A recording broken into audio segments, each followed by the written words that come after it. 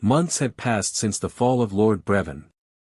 The manor walls, once a symbol of tyranny, now bore murals painted by children's hands, rivers, fields, and phoenixes rising from crimson flame.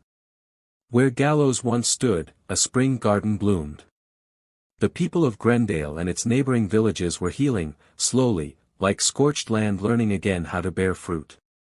Yet the fire that had sparked the rebellion still burned, not in destruction, but in determination. The Ember Ring no longer operated in shadows, but their legacy guided the new council. Justice was not perfect, but it was no longer laced with fear. Malin walked through the heart of the village, watching workers rebuild the old schoolhouse. He was taller now, his frame leaner, his eyes sharper.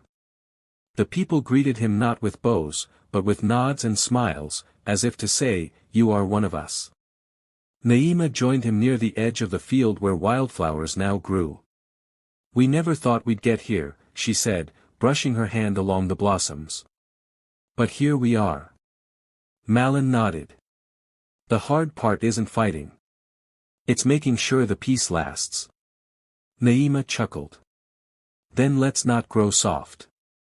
A letter arrived from the free city of Avalheim, an invitation to speak before a gathering of newly formed councils from across the region. They wanted to hear how Grendale had won its freedom. Celine, ever reluctant to be treated as royalty, asked Malin to go in her place. "They need to see someone young, someone who represents what we fought for. Not another old voice from the past." And so, with Naima at his side and Ezra joining them from his journey north, Malin traveled to Avalheim. The city was nothing like Grendale. Towering buildings, paved roads, endless markets buzzing with life. He was overwhelmed, but not cowed. The gathering took place in the grand hall, its high windows letting in golden light. Dozens of leaders, young and old, sat in a circle. There were no thrones. Only benches. When Malin was called to speak, he stood, his voice steady. "We didn't win because we had the best weapons. We didn't have any. We won because we remembered who we were. We reminded each other. And when enough of us remembered, no tower or wall could keep us quiet." Applause followed. Quiet. Respectful. Real. Ezra leaned over afterward. "You speak like someone born for this." Malin smiled. "No one's born for it. You just decide not to stay quiet." News spread. Other towns asked for help drafting charters, teaching self-defense, restoring markets. Malin, Naima, and a small group began traveling village to village. In Hallowmere, they exposed a corrupt merchant guild. In Snowford, they trained the people to defend against raiders. In Redbrook, they helped rebuild a council from scratch. Wherever they went, the red cloth was remembered. It became a banner of unity, not war. Yet Malin never stayed too long. He always returned to Grendale. Home. Years passed. Celine grew older. Her hair turned silver, her hands slower, but her spirit never dimmed. One spring evening, she called Malin to the garden by the stream. "You know," she said, gazing at the water, "I thought I would die with a rope around my neck. But here I am. Watching my son become something I never dreamed." Malin sat beside her. "I became what you showed me. What you refused to stop believing in." She smiled, reaching for his hand. "Then promise me something. When others try to dim that fire, you pass it on. Never let them forget." "I promise." Celine passed that autumn, surrounded by candles and voices singing an old ballad from before Brevin's time. Her ashes were scattered by the tree where she had once watched Malin play as a child. The whole village gathered. And when the wind lifted, it carried petals and embers across the sky. Malin returned to the schoolhouse one day years later. He had taken a quieter role, teaching children to read, to think, to question. A girl with braids raised her hand. "Is it true you stood up to a lord with just a stick in your words?" Malin chuckled. "Almost. I had help. And the words were the sharpest part. Another child asked, do you still carry the red cloth?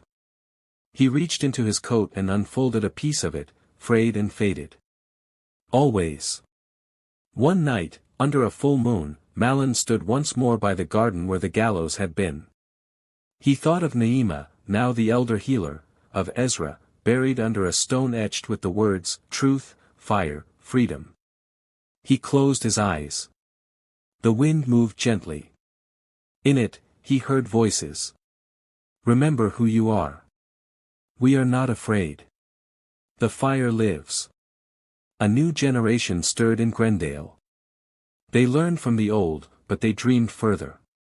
They spoke of windmills and new trade roads, of poetry and festivals, of gardens instead of gallows. Malin watched them with a quiet heart. The fight had changed shape, but it was never over. It simply belonged to more hands now. And the legacy of flame, once a spark in a mother's eyes, now lit the path of a people who had learned to rise. On the edge of Nova Rift, where the desert bled into the horizon and the sun painted the sky with fire each dawn, a man named Elias Varn lived in quiet solitude. His home was a modest compound of rusted metal and solar panels perched beside a decommissioned mining rig. Here, the wind howled through crags like the voices of ghosts, and sandstorms rolled in like angry waves. Most had left this place long ago, but Elias stayed. He was a man made of earth and grease, rough hands and tired eyes, the kind of person who never asked for more than he could fix. In his youth, he had been one of the engineers sent by the mining guild to keep the rigs running. He had watched the colony grow, then shrink, then wither. Now, only scattered families remained, too poor to leave, too proud to admit defeat. Elias had no family left. His partner had died in one of the old collapses. He had no children.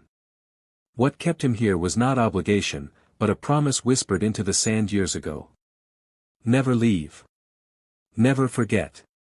One evening, as he sat beside a creaking solar heater and listened to the low hum of a water purifier churning its tired rhythm, the sky split open. It started as a flicker, a sharp white gash across the twilight. Then came the roar, a thunderclap that sent birds scattering from their nests. Elias stood and stepped out into the cooling dusk. Above, a fireball cut through the clouds, trailing smoke like a dying comet. He narrowed his eyes. That wasn't a meteor. An escape pod. He threw on his coat, grabbed a medpack and toolkit, and jumped into his rover. The vehicle whined as it crawled over dunes, its repulsor lift sputtering against the stubborn gravity. He followed the smoke. 30 minutes later, he reached the crash. Half buried in the sand, the pod was a cylinder of scorched alloy and twisted plating. Its emergency lights blinked faintly. One hatch was warped shut, the other, crumpled inward. No insignia. No broadcast beacon. Alien tech, no doubt. Elias circled it slowly. No heat warnings. No movement. He knelt, pressed a sensor against the hull, and scanned. One life form. Barely stable. Small. He hesitated only a second before wrenching open the hatch. Inside, curled tight in the fetal position, was a girl. She couldn't have been more than 10 years old. Her skin was violet, smooth like polished stone. Hair the color of liquid silver fanned around her face, glowing faintly even in shadow. Strange lines of light pulsed down her arms and neck, intricate patterns that moved slowly beneath the surface. She was breathing, but shallowly. Elias reached in, lifting her gently. She weighed less than she looked. Her limbs hung limp, unconscious. "Come on, kid," he murmured, wrapping her in his coat. "Let's get you warm."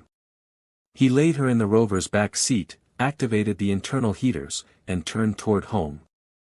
The desert outside had already begun to shift. The sand remembered everything. The wind carried whispers. Elias cleaned her with warm water and laid her on a makeshift cot. She didn't wake that night. He stayed beside her, watching the rise and fall of her chest, the way her lights flickered like embers. He didn't sleep. He hadn't felt fear like this in years. In the morning, she opened her eyes. They were gold. Wide, innocent, full of questions. "Where am I?" she asked. Her voice was soft. Strange accent. Melodic. "Safe," Elias said. He crouched beside her, offered water. "You crashed. I found you." She drank slowly. Looked around the small room. Tools hung from walls. A broken engine hummed in the corner. Photographs lined the shelf, faded images of people long gone. "Who are you?" "Elias. I live here. Alone." She blinked, uncertain. Then frowned. "I don't remember my name." Elias scratched his chin. Outside, the sunrise lit the sky in molten red. "How about Luna?" he offered. "Like the moon. Soft, quiet, but still shining." She tilted her head. Then smiled. "Luna. I like it." And just like that, she had a name. The weeks that followed passed in slow, careful steps. Luna grew stronger. She learned how to walk again without stumbling. She ate human food, albeit cautiously. She picked up his language faster than any child Elias had seen. More curious than fearful, she asked endless questions. "What does this machine do? Why does the sky look like fire at night? Who are those people in the photographs?" "My family," Elias said once. "They're gone. But they were good." She nodded solemnly. Sometimes, she would stand outside at night and stare at the stars, whispering in a tongue Elias didn't recognize. Not just alien, ancient, almost ceremonial. He never interrupted her. Once, he saw her lift a fallen generator that even he struggled to drag. He said nothing. Once, during a storm, she walked into the wind with her eyes closed, arms open, and returned without a grain of sand on her skin. He didn't ask. He didn't need to. Over time, the colony began to notice. Nova Rift was small, its people few. Word traveled fast. Elias Varn, the hermit engineer, had taken in a child. A strange one. At first, the children kept their distance. Some adults whispered. Aliens were not uncommon on the outer worlds, but one this young. This human in appearance. But Luna smiled. She helped the miners carry supplies. She handed out water during heat waves. She played with the younger kids, showing them how to repair their broken toys. When an old woman's solar oven broke, Luna fixed it in 10 minutes flat. "Why are you nice to us?" one boy asked. Luna shrugged. "Because you're kind too." And that was that. Soon, she was no longer a curiosity. She was part of the colony.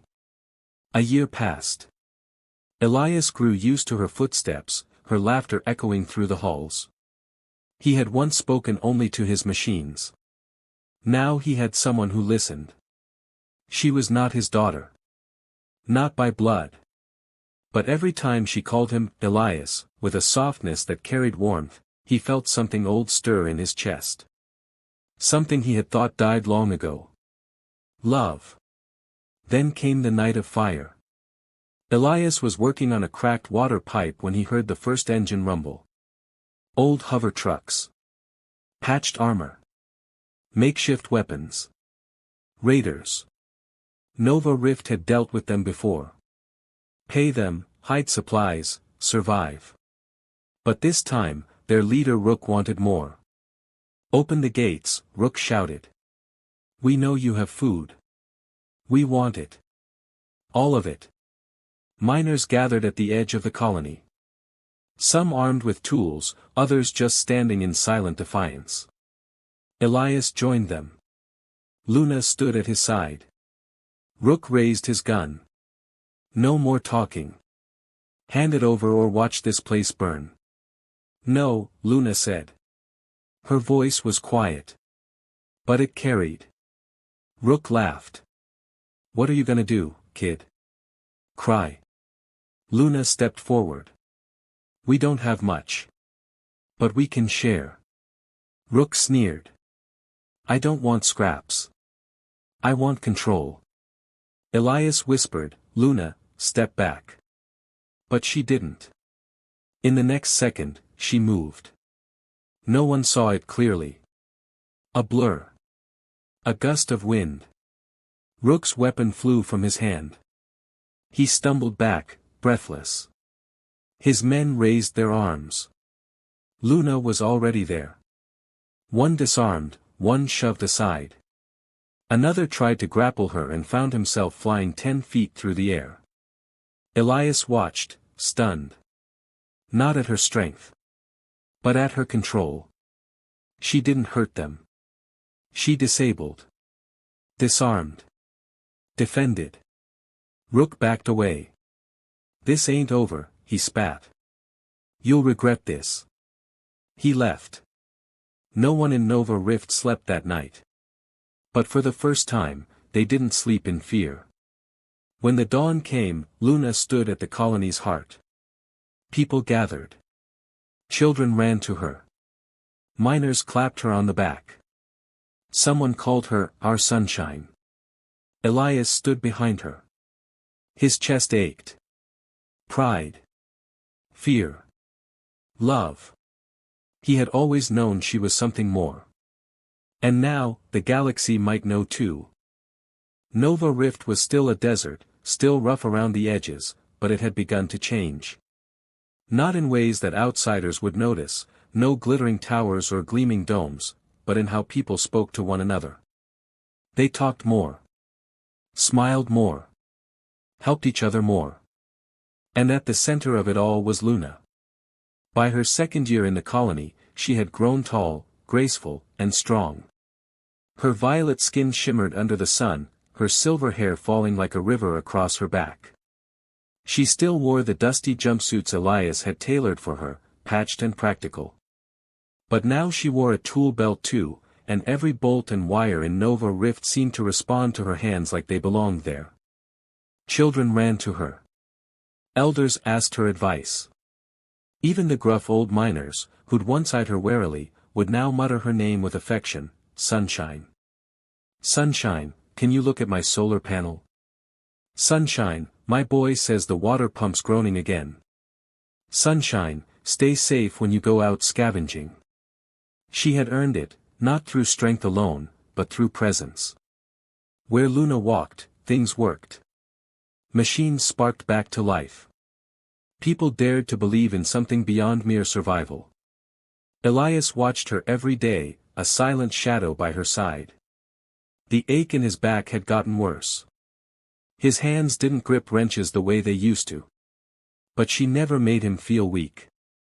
You're the heart of this place now, he told her one evening, as they sat on the roof, watching the twin moons rise over the dunes. Then you must be the bones, she replied, nudging his shoulder. The strong part that holds everything up. He smiled, but deep down, he feared something he hadn't dared voice.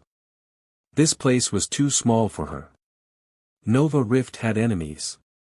Not just the harsh sun, or the scavenger storms, but people. Those who survived by taking, by bleeding others dry. Rook had been one of them, but there were others. Worse. Rumors trickled in with traitors. The Black Sun gang had moved west, swallowing settlements. Bounty ships circled the outer systems. More than once, Elias noticed distant lights in the sky that didn't belong to mining drones or transport shuttles. One night, a stranger arrived at the colony gates. She rode a sleek skimmer bike and wore a silver scarf that flapped behind her like a comet's tail. She introduced herself as Mira Dax, a trader of rare alloys and old tech. Her voice was sharp, her eyes sharper. She met Luna the following morning while inspecting scrap piles. You're the one they call Sunshine, Mira said, arms crossed. Luna nodded politely. Just Luna is fine. You're not just anything, girl. Mira squinted. I've traveled through 3 quadrants. Seen hundreds of species. But I've never seen anything like you. Elias stepped forward, protective. She doesn't need trouble. I'm not here to start trouble, Mira said. Just passing through. But I'd watch the skies if I were you. There are whispers about a missing heir. A girl with violet skin and golden eyes. People say she's alive.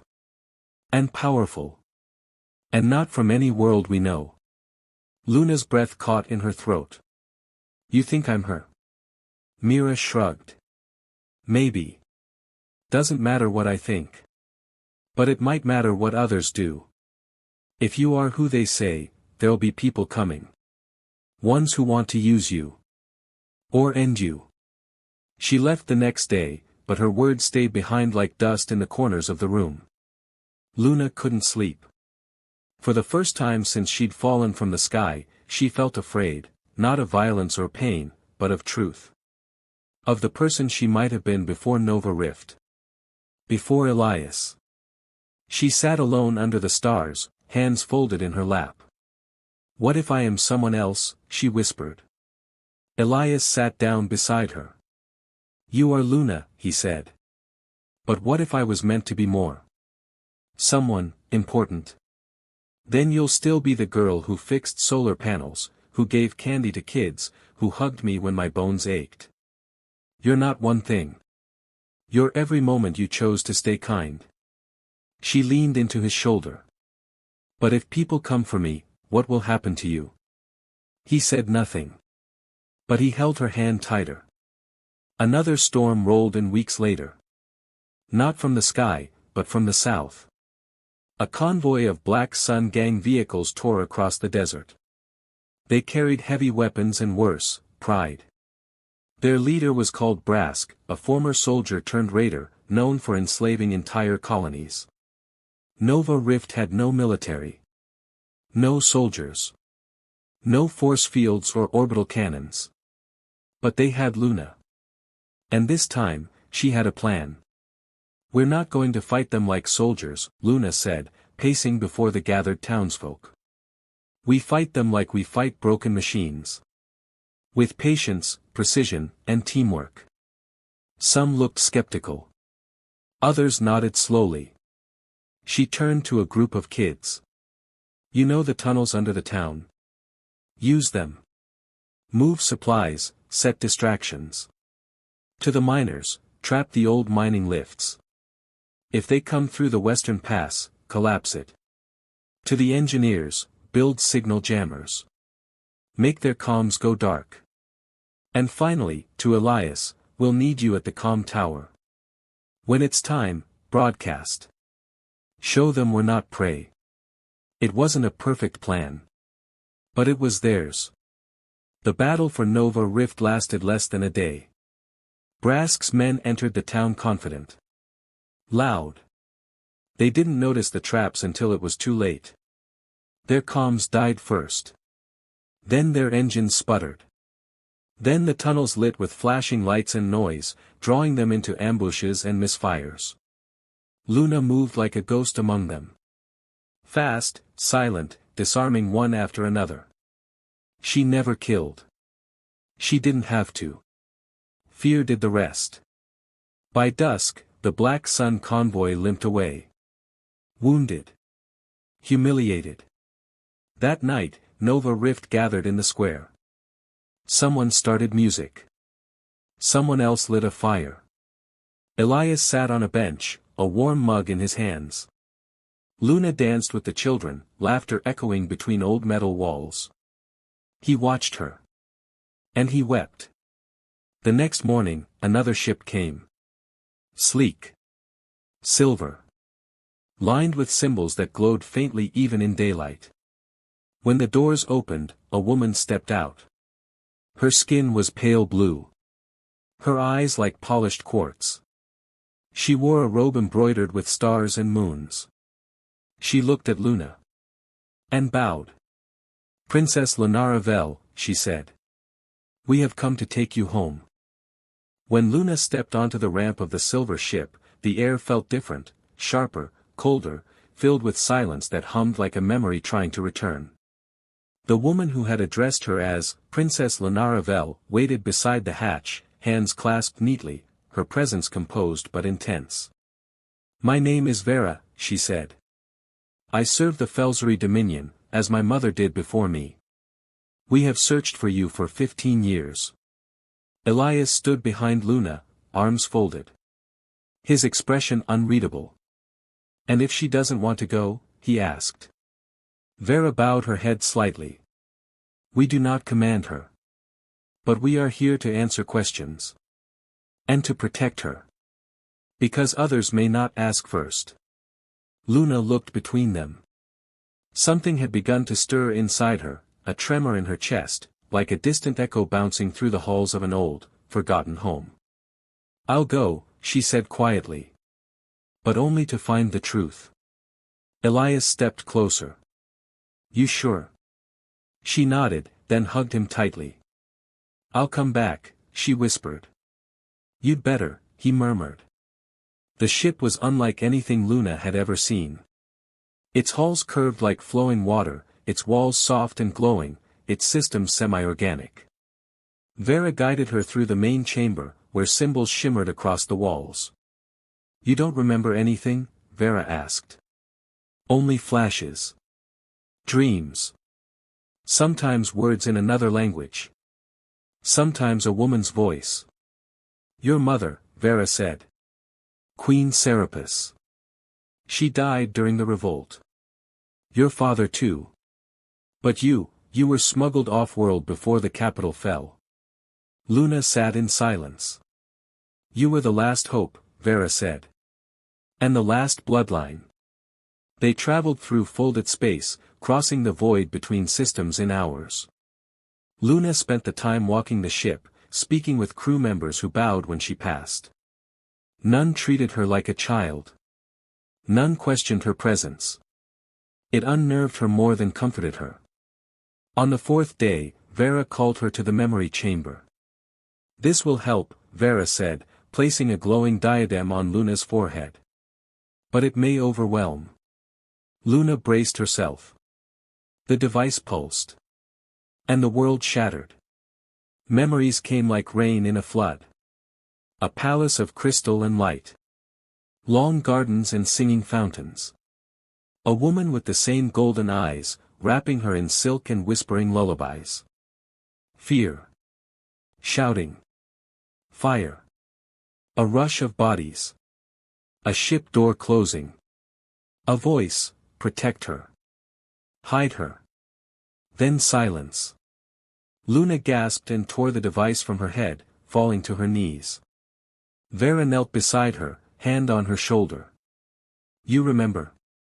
"Some of it," Luna said, trembling. "Not all. But enough."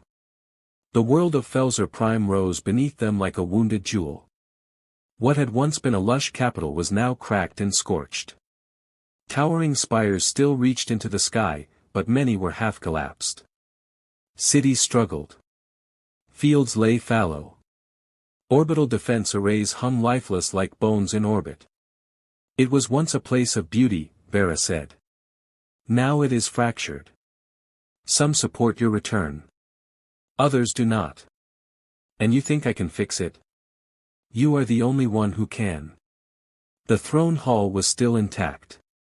A cavern of silver and starlight, with stained glass murals showing generations of rulers. Luna walked the central aisle slowly. Her footsteps echoed through the vaulted space. On the dais, 12 counselors sat in silence. One of them stood. "This is the girl you claim is unravels," he asked. Vera bowed. "She bears the blood. Her mind holds the seal. Show us." A technician stepped forward and placed the device back on Luna's forehead. This time, she did not flinch. Images lit the walls. Luna as a child, held by the queen. Luna reciting the oaths of House Vel Luna, laughing in the crystal gardens with other noble children. The counselors watched in stunned silence. When the light faded, none spoke. Until a man in silver robes stood slowly. Lord Kaler. Memories can be fabricated, he said. But blood cannot lie. Let her take the test. In a hidden chamber beneath the palace, Luna placed her hand into a basin of shimmering liquid. Pain bloomed in her palm. Light flared. The sigil of House Vel burned into the surface of the pool. She is real, Vera said. Lunara Vel has returned. Celebration came, but it was thin and strained. Some nobles bowed deeply. Others did so only when watched. Luna walked the palace, learning its old paths. She visited the archives, reading history and law. She spoke with guards and servants. She sat in gardens that had not bloomed in years. And she dreamed. Always the same dream. Elias calling her name. Nova Rift burning. Herself standing alone. One evening, she found the young engineer who maintained the palace's power grid. His name was Joran. Short, clever eyes, stained fingers. You don't look like a royal, he said. Neither do you, she replied. He grinned. Fair enough. But I like what you said in the council. About rebuilding. About listening. We haven't had a ruler who cared about the light staying on in a long time. I care. Because I've been in the dark. Over the next weeks, Luna and Joran began working together. They mapped broken pipelines, repaired collapsed tunnels, rebooted forgotten drones. She asked him about engineering, he asked her about Nova Rift. They laughed often. You sound like someone who grew up in a real place, he said once. I did, she replied. It just wasn't here. They formed a group, students, builders, thinkers. They called themselves the New Dawn. Together, they rebuilt old systems. Revived food processors. Constructed solar mirrors in the western desert. People began to notice. And to hope. But not everyone approved.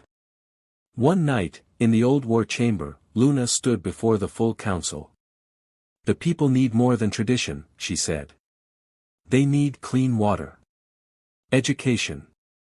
Access. We must rebuild, not restore. Kaler narrowed his eyes. You speak like a human. I speak like someone who lived among them, Luna said. And learned what true leadership means. You were raised among miners and mechanics. How can you understand ruling? Because they taught me how to fix things. And how to care. His lips curled.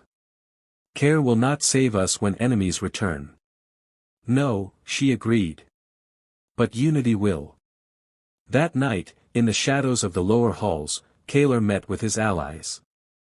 She is dangerous, he said. Not because of what she remembers.